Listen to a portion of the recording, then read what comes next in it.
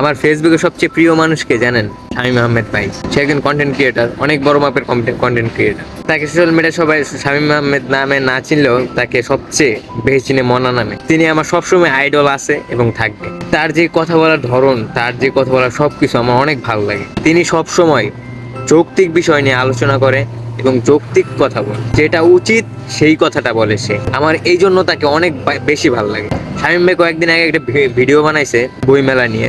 এই বইমেলাতে ভিডিও বানাতে আমি পুরা ফুললি একমত ছিলাম। কারণ কি, বর্তমানে এখন যেই বইমেলাগুলো হচ্ছে, বইমেলার মধ্যে বই প্রকাশিত হচ্ছে, এর মধ্যে বেশিরভাগই কিন্তু হুট করে ভাইরাল হয়ে সেই একটা পেজ খুলে ভিডিও কন্টেন্ট ক্রিয়েটর হওয়ার পরে বই প্রকাশ করে, বই লেখালেখি শুরু করে। এর মধ্যে কি হয়, আমাদের যে অনেক লেখক ছিল আগে, হুমায়ুন আহমেদ, তারপরে জাফর ইকবাল, তারা এখন হয়তো বই লেখে না। তারা তো এখন আর পৃথিবীতে নেই, কয়েকজন আছে। আরো এরকম অনেক বড় বড় লেখক আছে বাংলাদেশের, অনেক আনাচে কোনাচে করে রয়েছে।